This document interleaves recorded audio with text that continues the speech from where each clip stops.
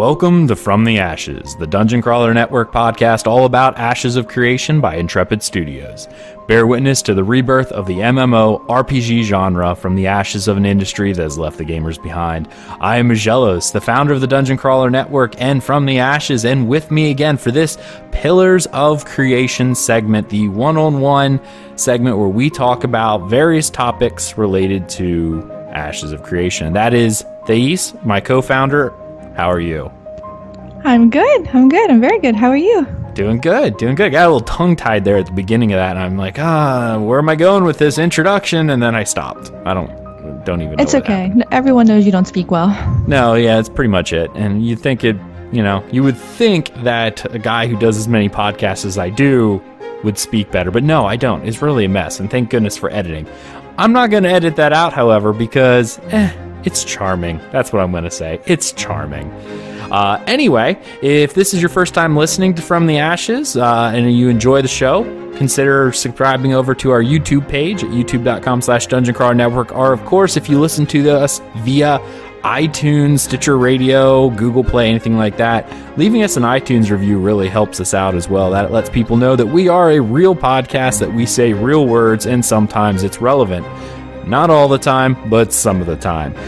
Anyway, today we have a little bit of fun because, as Thais covered in her Ashen News segment, Intrepid Studios released a blog post on basic group dynamics. Now, we touched on this briefly in a previous episode, like 2 or 3 episodes ago, where we talked about group size. But now it's really fun because they came out and they more or less gave us some more stuff to discuss, because in this group dynamics blog post, not video, they went ahead and they were talking about their ideas and concepts for their group sizing, their party roles, and loot rules. And we decided what we're going to do is, because of the nature of the topic itself, that I think it would be fun for the two of us to sit down and kind of go over their thoughts, what we've seen from other games, and whether or not we think it'll work within Ashes of Creation. So, first off, in the group dynamics and Ashes of Creation blog post, I'm going to go ahead and read just a little bit of the excerpts from here to here, and we'll talk about them. First off, grouping in an MMO is important as any other feature in a game. Yet, so often, it seems like an afterthought. A checkbox to tick to say that players can play together. And actually, I'm going to insert here, that actually is pretty much the modern MMO at this point. It's single-player games that other people happen to be a part of. So, as I throw my cat off my desk, because she will not stop being part of every podcast I do. Back to the post.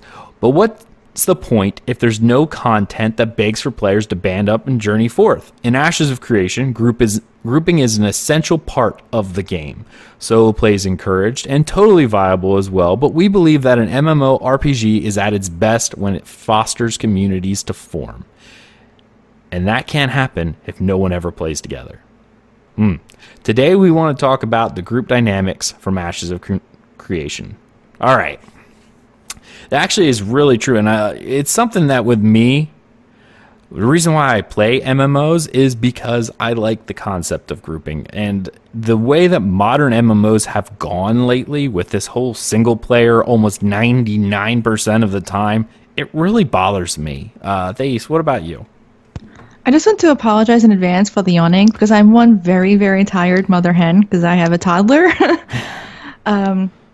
I definitely feel that grouping has taken a huge step backwards when it comes to MMOs. No one ever wants to be with anybody, ever.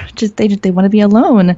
And I think a lot of that has to do with the way the world is nowadays. Social media, you're always behind a screen, you're always by yourself. Everything can be done from miles and miles and miles away. There's never a need to be with anybody. Same thing goes with games nowadays. Everything can be done solo, mostly, and people take huge advantage of that. So with this game making you have to party, I'm curious to see how that's going to go. Mm-hmm. I mean, a lot of this, the idea of these grouping things just comes from the idea of these convenience things that they keep adding into games, like dungeon finders and stuff like that. Because you join groups nowadays, you don't even say hi to anybody. Like, there's no communication at all unless it's to yell at the person for not knowing what they're doing. Well, that's not true for me. I always say hi when I join a random group, and I help other players. Okay. So after you say hi to the group, does anything else continue after that?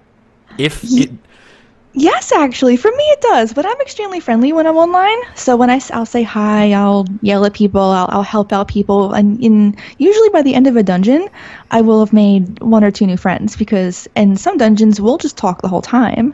Mm-hmm. Well, then but I'm a unique case. I was gonna say you're more the exception than the rule. So first off, with the group dynamics, they're not group dynamics. I guess I should say the group size is one of the first things they talked about. An idea of returning to MMO roots. And this was a fascinating little bit that they threw in here because this was kind of new. They did it in the developer post, and they also did it on the live stream that we talked about in our Ashen News segment that they had on Thursday or Friday. I think it was Friday. Or maybe it was the Thursday live stream the 2 weeks prior. I'm trying to remember right now. It's slipping my mind. But regardless, they mentioned that Intrepid is going with the route of 8 players for a party size. Okay, now this is a much larger composition than has been in almost every modern MMO since World of Warcraft. I think World of Warcraft is the first one that started cutting down the group of players that you had to 5. And newer games, such as Elder Scrolls Online, is like 4 players. Final Fantasy XIV, we talked about that, and we'll talk about it a little bit more. Their light party, as they call it, which is what you would do dungeons and stuff with, is 4 players. I'm trying to think. It was Rift 4 or 5. I think Rift was 5 players.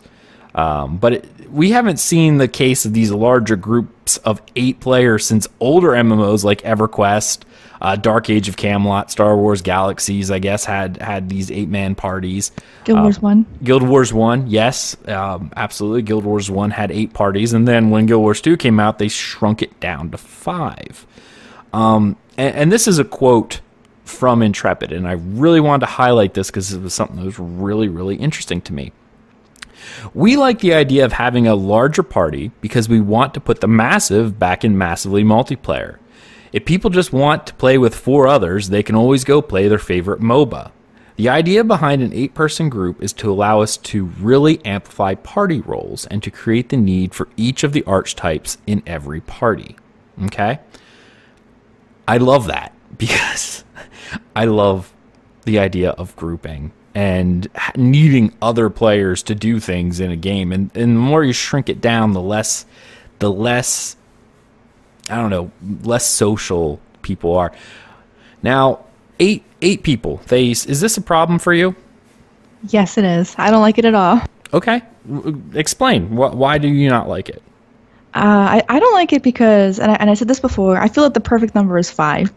Don't ask me why. I can't explain it, but for some reason I feel like having 5 people in a party is just the perfect number. It feels balanced. There's enough DPS. It's just a good number. 8 to me feels like a raid. And I don't like that feeling because with that many players, with that raid feeling comes stress, people not listening, trying to control an entire group, trying to make sure that you have a varied type of players, enough different DPS, things like that. And you know for a fact that when the flavor of the month comes out, everyone's going to be that one class. They're trying to make it so that all the archetypes will be in a party. That is not going to happen. It's really not. And everyone knows it. They're not going to have all 8 types of people in one party all the time. So to me, 8 just feels like it's going to be nothing but stress. See, and I know the most recent game that you've been playing is Final Fantasy XIV, right? And 8 is the number for their raid, or their full party, as they call it. I don't know why they call it a full party rather than a raid. I guess the raid is, like you said, the 24-mans where it's 3 8-man parties, but technically the hardest raids are still 8-man. So I can see where you're coming from with that mentality in case. But you said about having the idea of having all the different archetypes. They could do an incentive. I think we mentioned it. I don't know if we mentioned it on this podcast or if we mentioned it on another one, but Final Fantasy XIV is perfect for that with the incentive that each class, okay, or each job uses a primary stat that it uses. And in order to charge up your limit break bar, it charges up faster if you have somebody from each primary stat. I'm trying to think of the best way to describe it so people listening can understand.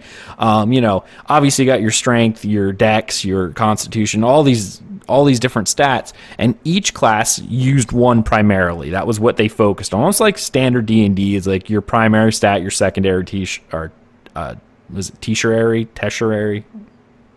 Anyway, whatever. I can't remember the word for it. But the idea was if you doubled up, you then lost one of those 8 primary stats, and then therefore you had a lower gain on your limit break in Final Fantasy. So you were actually encouraged to diversify your group enough that you actually had enough to hit all, 8 slots and have different groups. What they used to do too is, depending on who you had in the party, you would actually get a buff to that stat that went across your whole party, and that was pretty cool. But they took that away. Yeah. Well, I think that was that is the I'm gonna make up a word here, the casualization of the MMO, because it more or less probably hit people and people complained about it because it's like, oh well, see, I don't have the best amount of friends, and we all like to play the same class, so I'm going to complain and say that it's not fair that a group that actually can get different people have a buff that I don't have. So let's remove it. Sorry, that was my whiny voice that more often than not. I hear that so often. It sounds so normal. It sounds so normal. Yeah, you do. Anyway, back to what we were saying. I honestly believe it was probably nerfed only because somebody was complaining that, or they use the excuse of it's not inclusive enough. It makes it so that people can't play what they want to play in order to join groups, because if you already have a ton of one class, why would I bother bringing more? Bards. Bards. Well, there are bards in Ashes of Creation, and from what I hear, a lot of people really love Bard. And oh my God, more bards! I don't get it. I don't get it either. But actually, there's some people who are really fast, really love the idea of bards. And yeah, I know. I'm same way, but that's okay. They can like what they like. Every bard with their bow. Well, who says they're going to use a bow? You're thinking Good Final point. Fantasy 14 because they use that weird bow harp thing. But bards in Ashes of Creation, you don't know what they can use any weapon they want. You don't know how they're gonna. You don't know what they're gonna use yet. So that is a way I think they can encourage groups of diversifying, especially if you get bonuses for each archetype that you have in the group. So by having one of each, it would then allow you to get a certain bonus to your grouping. Now, do you think that's going to cause issues within the community wherein, we're going to start seeing those, I don't want to say metas forming, but people getting left out due to the fact that they don't have a perfect raid comp or group comp in this case? You can always find more people, though. Like, if they're really making this out to be massively multiplayer, then the group composition will definitely be there. They'll be able to form the group that they need. Mm-hmm. But I really feel that it'll be difficult, though. Because there's so many people that don't play every class. And I know I'm speaking about this from a Final Fantasy point of view because that's what I've been playing lately, where you don't see any summoners anymore. I have not played with a single summoner since I've been back because they're just, not the cool thing. So what's to say that in this 8-man party you're going to even see a bard? No, it makes sense. Like, I don't know if you would see a bard, unless there was a specific reason why you would need it. Possibly even the idea of the support role, which we'll talk about later. Like, they need to take the classes, they need to provide a role incentive, yes, but they also need a reason why you would want them. Like, that is always the biggest problem with other games, of incentivizing people of why would I take this DPS over another, or why would I take this tank over another? What were you going to say? I feel like the class is going to be the most underplayed are the ones that are going to be classified as support roles. because a healer is very, oh gosh, what's the word I'm looking for? Like when you're a healer, you're important. You know what you do. When you're a support, I feel like that's kind of a mixture of healing and DPS, which will make your DPS numbers go down. At least in other games, that's kind of what happens. So I feel like support classes are going to be the ones that are played the least. You know, it's actually really funny because you mentioned that because we've been pushed into the idea that support classes aren't needed anymore, because in a lot of modern games, it's just the Trinity as it is. There is no support in that group. Most of your group support is either done via the tanks or the healers, and they handle group support. And there might be some augments here and there, but not a lot. Most of the time, debuffs happen from DPS and stuff. That's about it. But there's something that high-end raiders in like World of Warcraft and Rift and stuff like that, and even Final Fantasy to an extent when there was a super active raid scene, especially during 2.0, is the idea of not an individual DPS that is as important as the overall raid DPS, right? Because having a high enough raid DPS to take something out, it doesn't matter if you have a bunch of people that are super high DPS numbers. But if there's people lagging behind, it's going to cause issues. But if you have someone who is behind because they are a support class, they can't put out those numbers, but by what they're doing, by the idea of having them in a group, and the buffs or debuffs that they provide increases the DPS of everyone else, does that offset just dropping them and taking another class that could do similar numbers? Like that's where that's where you have to look at it. Like you have 3 rogues, we'll just call them rogues. They do really high damage, okay? But then why drop 1 rogue for a bard? Does what the bard present to the group provide enough to offset just dropping them, taking another bard, or another rogue? If the answer is no, the rogue does more damage by itself and therefore the raid DPS is higher because of it, then maybe that's not a reason to bring bards, and that's where support suffers.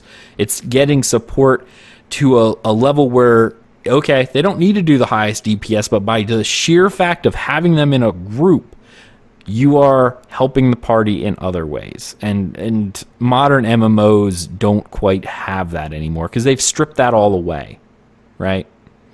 In my mind, this really started to happen around, I guess, 2010. World of Warcraft leading the pack as it will be with Wrath of the Lich King. We started to see the lack of one of the primary forms of support, which was crowd control, started to leave in favor of dungeon runs that were just, let's bring it all together, group it up, and AoE it down, right? After that, almost every time that is what happened. Like they stopped doing crowd control, and anytime that crowd control was quote unquote needed, it was so much out of a player's element that they complained about it, and it got changed because it wasn't the same face roll. I can run in, pull everything, and just AoE it down. Got nothing, Thais? I can think of one boss in WoW where crowd control was really, really needed, and I can't think of the name of it, but the fight was really hard with how much you had to maneuver all the bugs, because there were multiple of them, and it was a really hard fight. I think with the generation of players that are out now, that the only way they would keep that support class is if they augmented a healer or a tank. Because if they're augmenting DPS, no one's going to care. They're going to want the sheer numbers of DPS over anything a support class is going to do. And I feel like that's really true, because I remember raid leading in WoW and yelling at my mage because his numbers were just dismal. Like, you're the reason we're not winning. Your DPS has to go up now. And even if they're doing support, they're still going to get kicked, because all people care about nowadays are the sheer numbers. Mm-hmm. So either augment a healer or a tank, or you're not needed. Okay. Well, I mean, that is a modern mindset and something to really keep in mind. I really think like, and I know the bards out there, and I'm going to say bards because I know they're the quintessential, support class. We're not picking on bards, I promise. No, we're really not. And this cat right here, she just needs to stop it. Stop it. I know she always gets a lot of love by everyone who watches the podcast, waiting for the cat to run across my screen.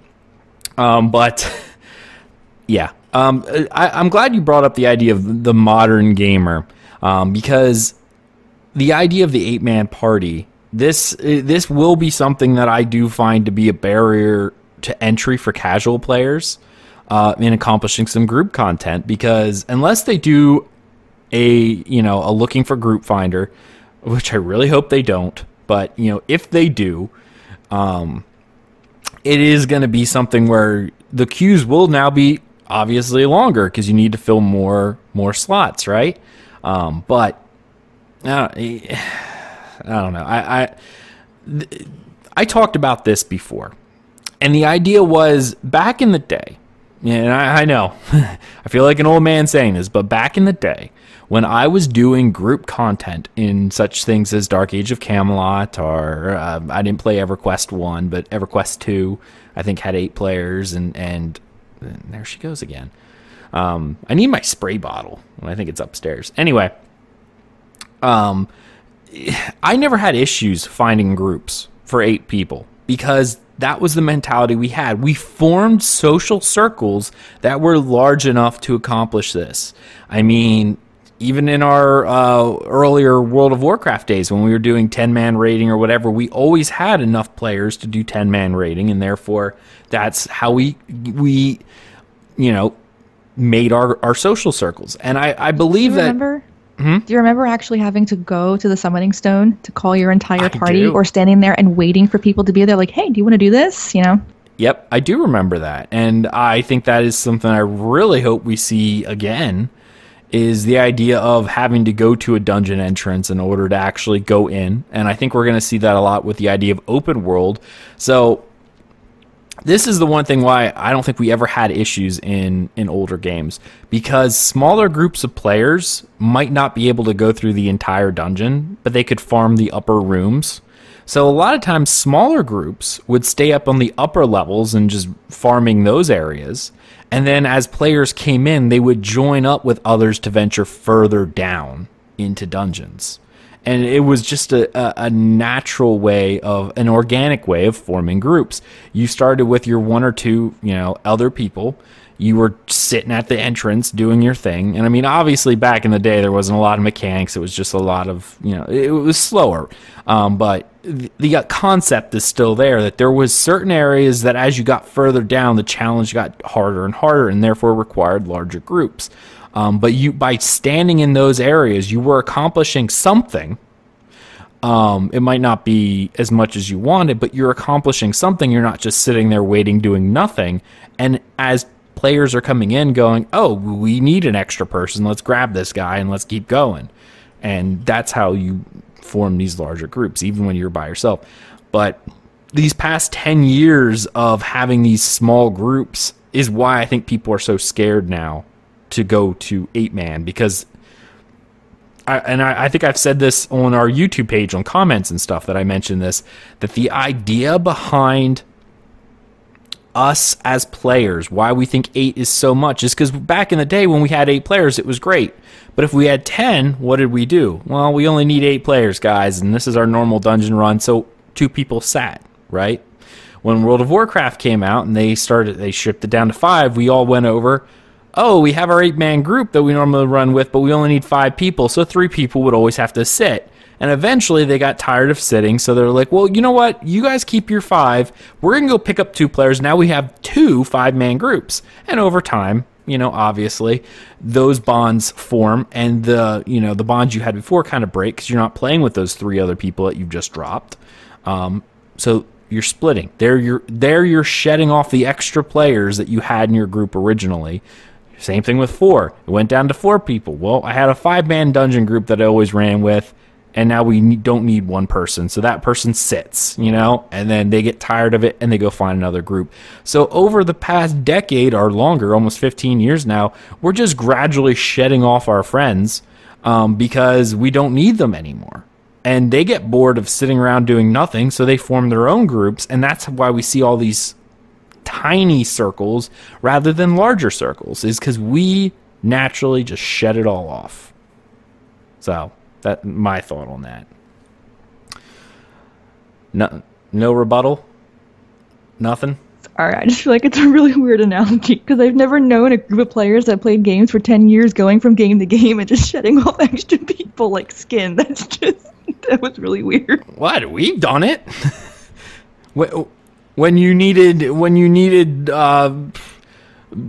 I remember in Burning Crusade when the minimum raid was 10, but any big raid was 25. What did we do? We had 25, 30 players, but then when Wrath came out and then we only needed 10-man players anymore, we didn't need the 25-man groups. We shed off the extra players, because no one wants to sit around and not do anything.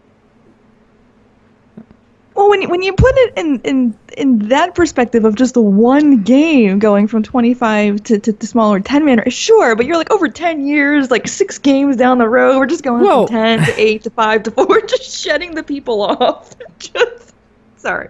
Okay, I'm good. Well, I mean, it has been gradual. It's not like we went from 8-man parties down to 4-man in one game. That didn't happen. No, I'm just talking about in the thought of just one single group of people over a span of 10 years, going from 10 people to 4. Well, it happened, and it happens all the time. I'm confused as to why that's crazy to I guess because maybe I've never had 9 friends to call my own, so that the fact of shutting them off like extra fingernails is just a little odd. You've had your friends brought their friends, right? But you had a social circle, even if it wasn't something that was super close. You had a circle and they had a circle and you guys kind of intermingled. I mean, there is to that level, but without needing to have that group of players, people don't do it anymore. I guess, okay, now my real comment to this is, I guess I don't understand that concept so much because people have guilds. And in a guild is a very, not just one social circle, there's circles inside guilds, but there are tons and tons of people in guilds. So if you have 10 people, great. 9 people for another raid, okay, well, your guild, you can just, siphon one off of another team to put them to that one. Now this team only has 7. Okay, well, we can find 3 more players. We'll go recruiting. So there's always a way to grab other players. Again, you are right. But people don't do that because what happens? There still requires a certain level of organization that a lot of modern guilds, I don't want to say a lot of, that's a generalization. But no, you're right. They don't want to manage because there is a level of management. Because when you have multiple teams, what do you have to do? You have to manage multiple teams. You have to have multiple raid leaders. People obviously get jealous because if one person or one group is doing better than another or whatever. Like we had this happen in one of our guilds that I was playing with once upon a time. We at one time had 5 different raid teams, 10-man raid teams that were all individual with very little alt play between us. So like a few groups, guys played multiple raid teams because they had alts, but it was few and far between. They were obviously almost had a full 50 players just sitting there ready to do these raid teams.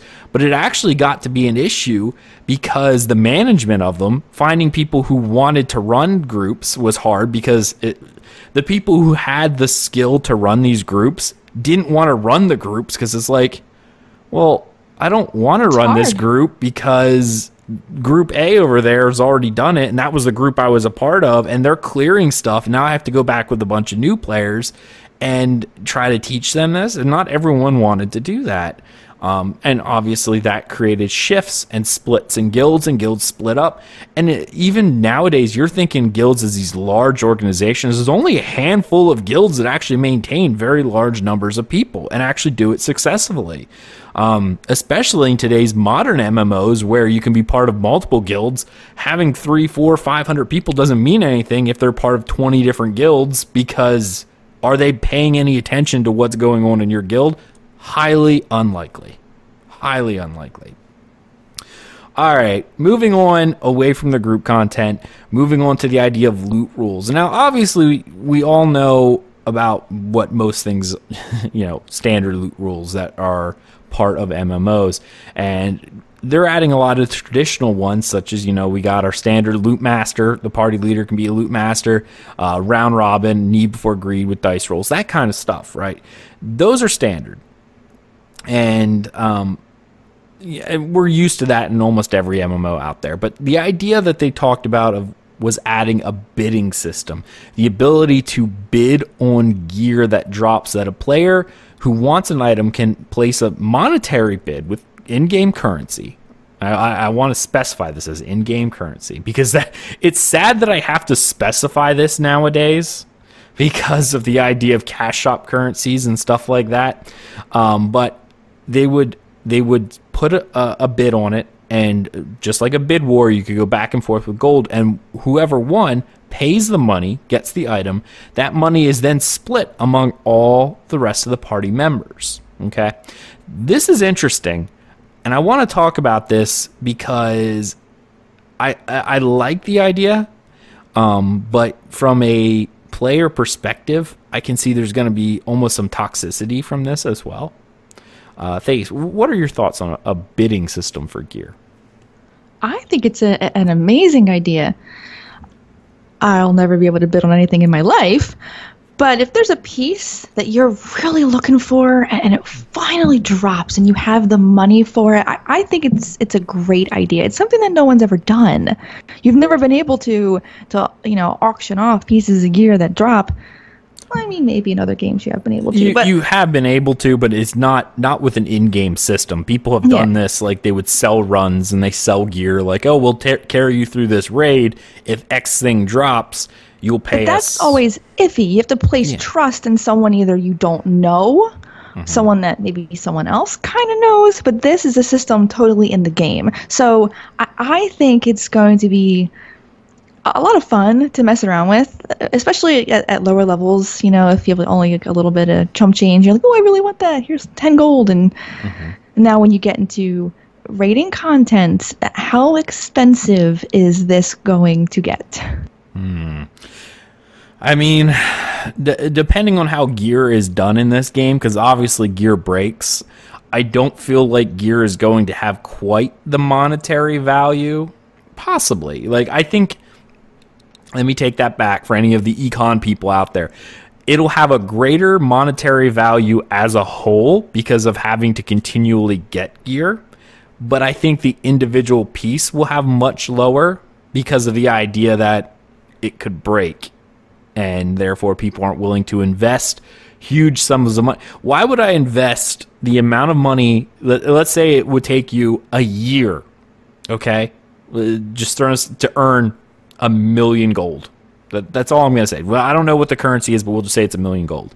It would take you a year of the way you play to earn that amount of money. Okay? Why would you bid that on something that's going to last you 3 months? Because you're not going to be able to get another one because you can't afford it in that amount of time. The idea of being able to buy a piece of gear, it has to be... That's where you would establish value. Your effective useness of it versus the amount that you can earn to actually buy the item have to coincide. If there's at all too much on one or the other, you're either getting the item for a steal or it's out of your price range and you would never touch it again because you couldn't afford to keep it, keep it repaired, keep it from breaking. Are you saying that gear, no matter what, will shatter and you can never ever use it again? Gear will shatter, will break, but it will become almost like a useless item in your inventory. And this is what they've told us. You can have a sword, right? Let's use your Breath of the Wild, for instance, right? Because you've been playing that a lot. It's not going to shatter in that way where it's literally gone, okay? Yes, you won't be able to equip it. It will be broken until you repair it. And the repair is different from the idea. I guess I should say reforge it. We'll say reforge because it's probably a better word. Because they did say that an item, again, this is subject to change, and this is all stuff that we've gleaned from live streams and stuff like that. But gear will break to the point of unusefulness. as you're using it, its condition goes down, and you have to repair it like you would any piece of gear. But the durability also goes down. Once the durability reaches 0, the item is essentially useless, and you could not even equip it anymore until it's reforged, if you will, which could cost as much as just getting a whole new one to begin with. You're just... Dead air is awful for radio, by the way. Oh, no, sorry. I'm thinking about how... I think I knew that before, but now that it's being said to me again, for some reason, now I'm sitting here going, that is a terrible, awful idea. That's why. What? No, it's an amazing idea because you're looking at it from these games that have like soulbound items that stay with you forever is why we don't have MMO economies that matter. Is because why would you care? Once you're fully decked out and best in slot, what do you ever need gear for ever again? Right?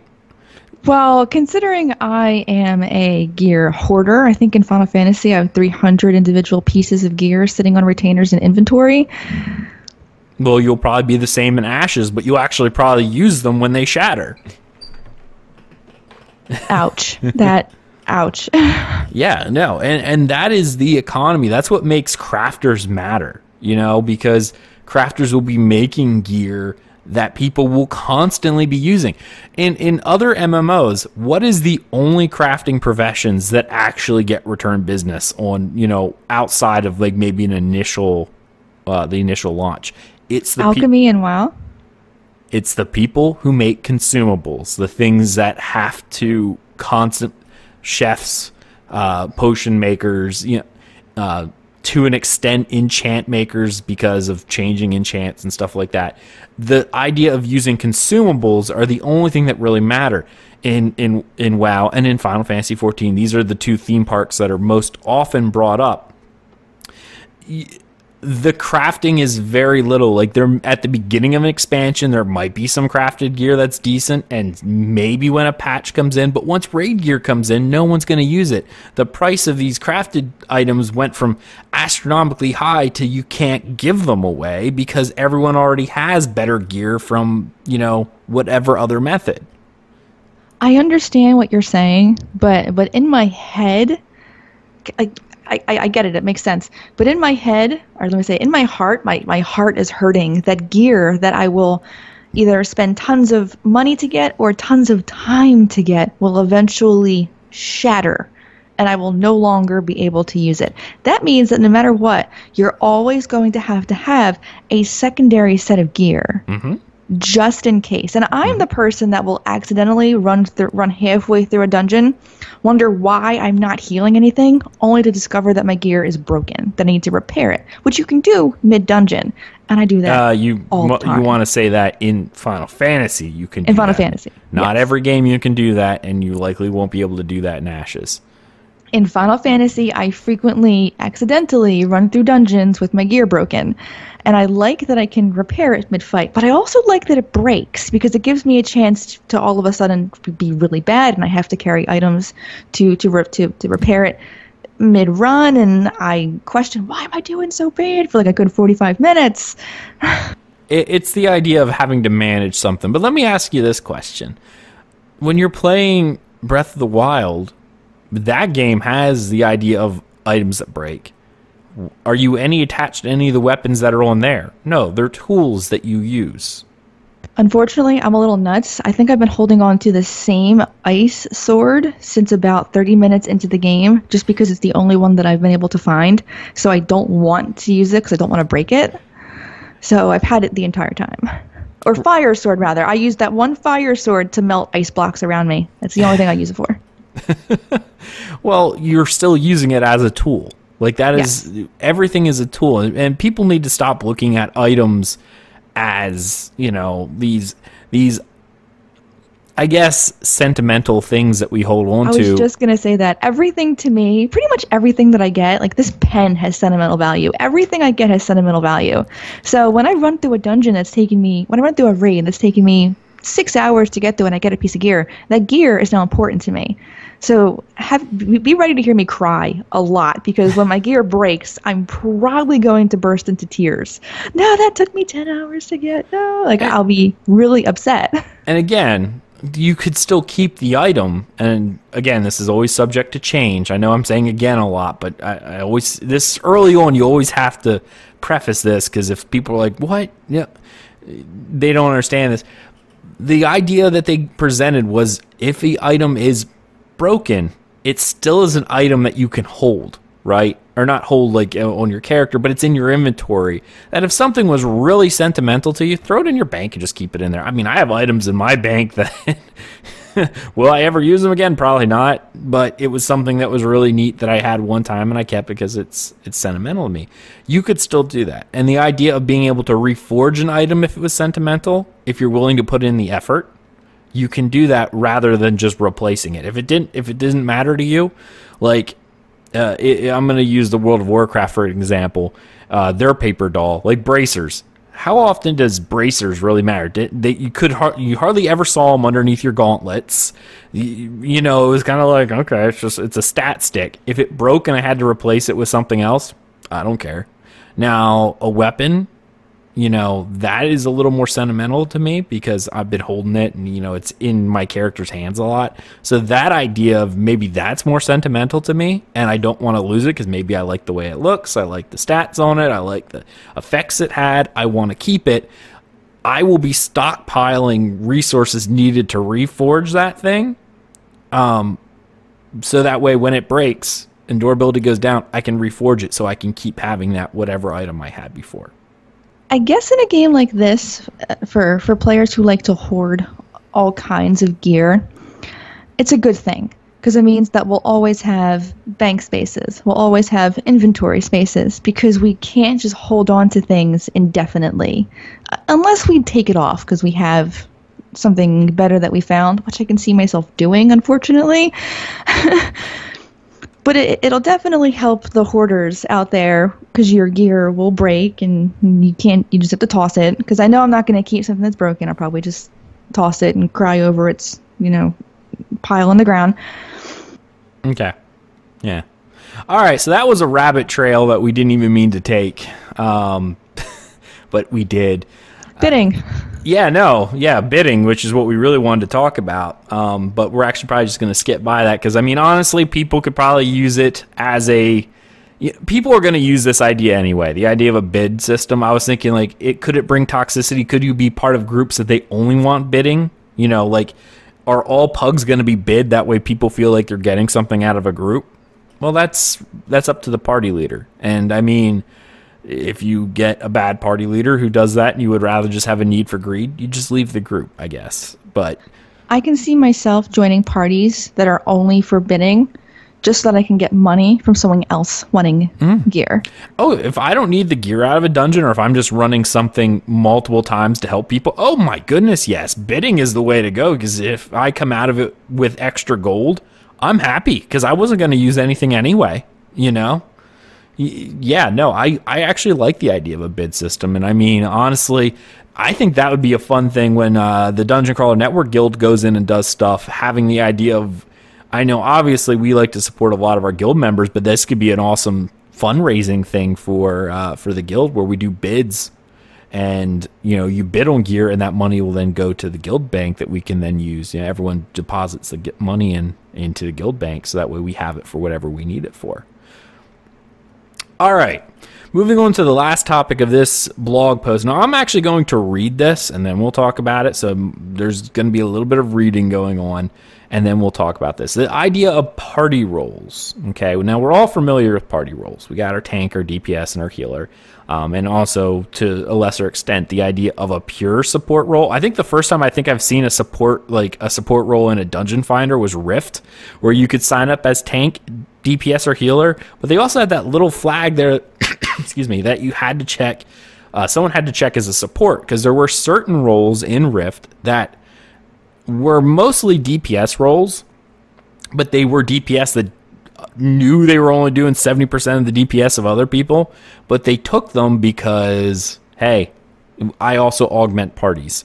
But they actually had a support role. Someone had to sign up as a support role in Rift. It was one of the only games, theme park games, that had such a system, and I thought it was pretty neat. So, party roles. Now, this is the nitty-gritty of the group dynamics in Ashes of Creation.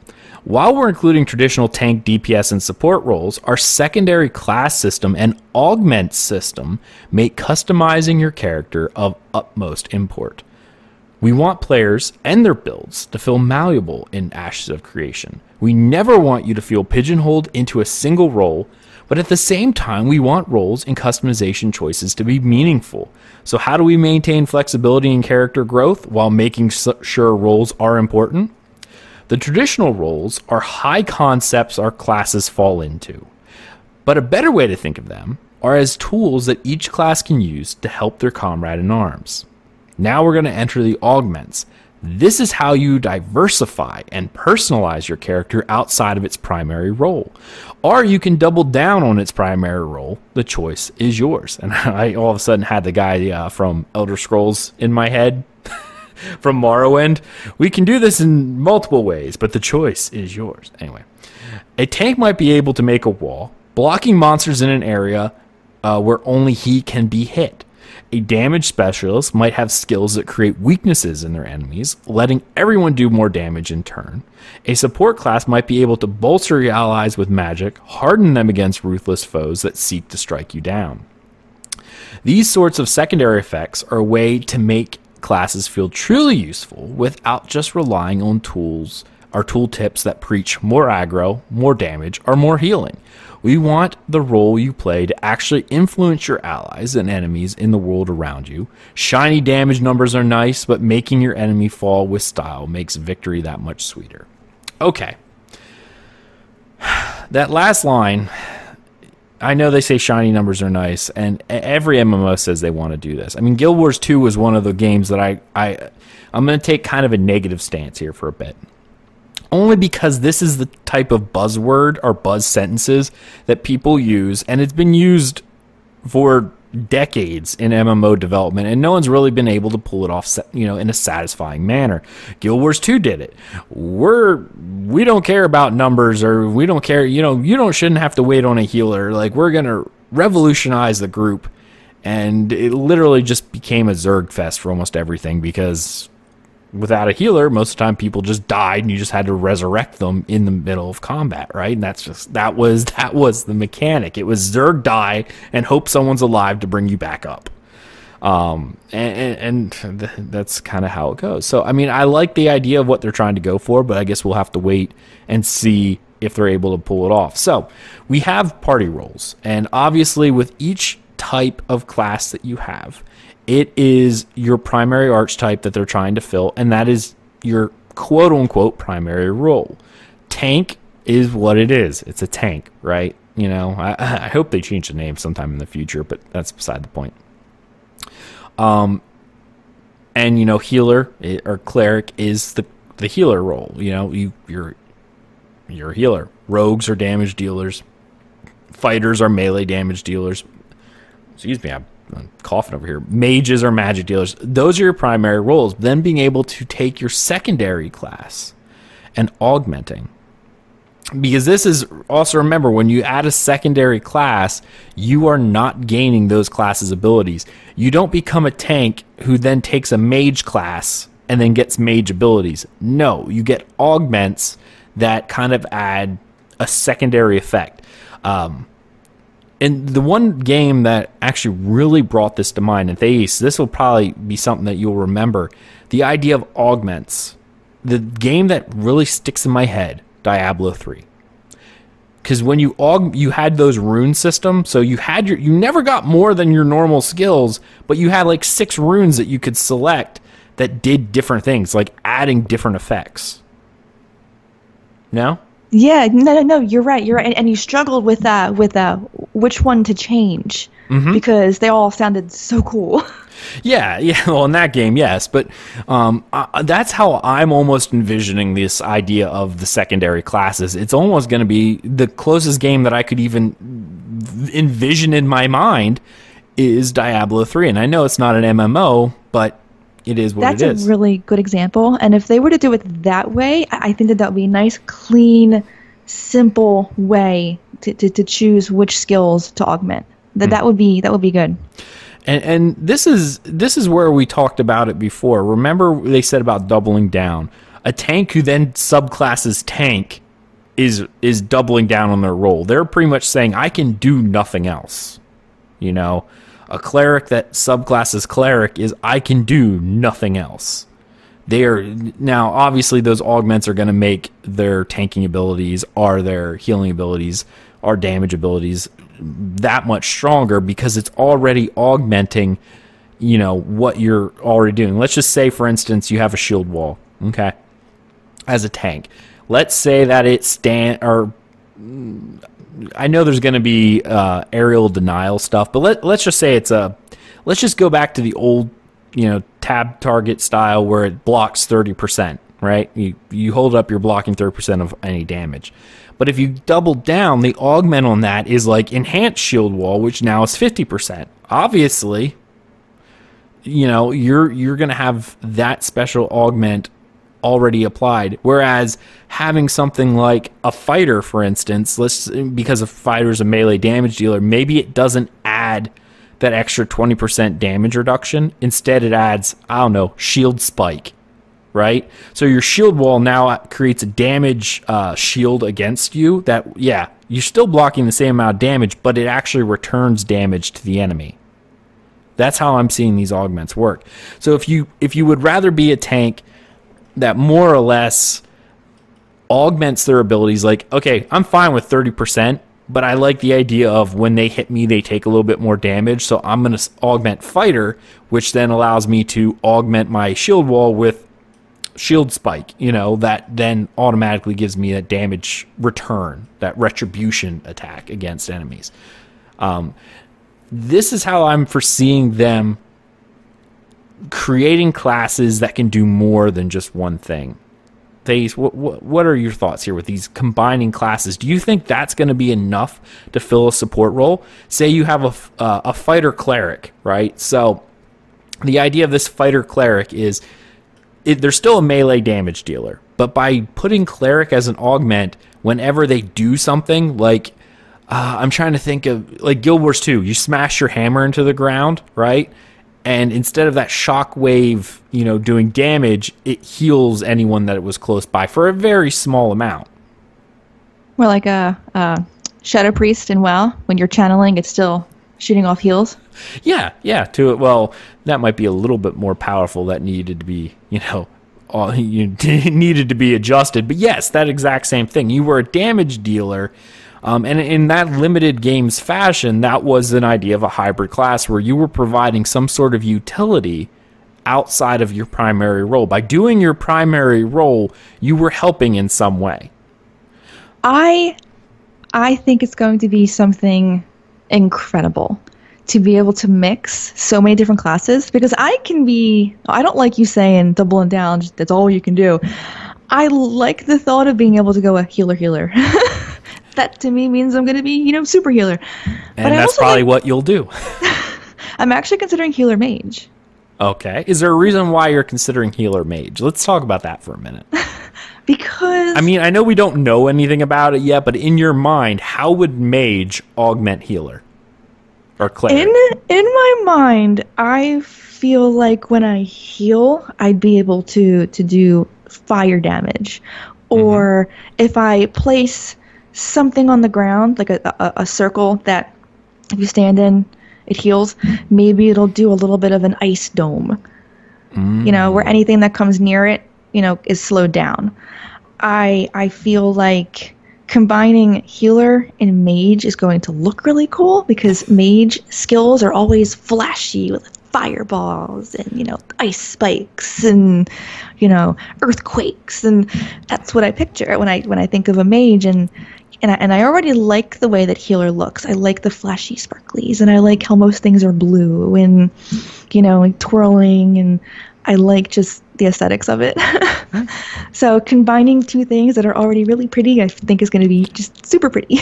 Okay, so you're looking at it as almost what is it that endgame is not really endgame? It's fashion is the real endgame of MMOs. Isn't that how it goes?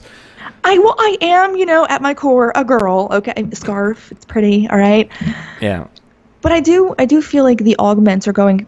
Obviously, use the gimmicks of a mage. Yeah. So when I toss a heal out, maybe it's fiery, and as it's going to someone in that path, anybody in that path is gonna get a fire debuff. Mm-hmm. That's what I think of when I picture combining mage to my healer. Okay. No, makes complete sense. I got you there. Yeah, and I mean that's where we're gonna see those augments. Maybe it's something along the lines with mages while you're doing abilities. Like you said. Heals that also do, elemental damages as well, or magical shields, or even if you do, I know one of the perfect examples that they showed was with the fighter, you'd have a charge, right? But if you were a mage, it became a teleport. What does that really benefit other than, well, maybe with a charge you can still be snared, but with a teleport, it's instant. You can get to other places. Those kinds of augments make sense to me. To an extent, and we'll have to see as the game comes out in alpha and testing and stuff like that. We'll start to see their vision with how these augments are really going to affect, or whether or not we can get by with somebody subclassing a cleric as their primary build, and by doing damage they heal a little bit or provide some sort of group utility. And I think that's what they're going for. The idea of these party roles, you have these party roles, but just because you have a tank doesn't mean this tank is the same as this tank, the same as this tank, especially if they pick different augmented classes and skills. There could be a difference. And I think when we start seeing how the groups are put together, I think they're highly going to rely on these ideas of subclassing and augments as a way of providing group support and utility no matter what you're playing.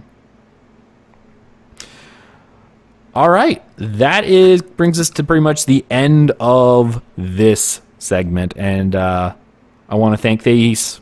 Thank you so much for coming out. I really do appreciate you coming in and doing this segment with me, as always.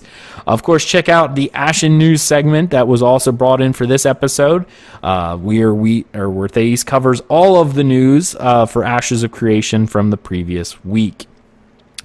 Thank you so much. We hope you enjoyed this episode. Check out everything we do, dungeoncrawlernetwork.com, facebook.com/dungeoncrawlernetwork, youtube.com/dungeoncrawlernetwork. You can follow us on Twitch at, you guessed it, Dungeon Crawler Network. And of course, you can see us at all of our social media that we have listed in the description of this podcast. We hope you enjoyed, and we will see you in Ashes of Creation. See you later, everybody.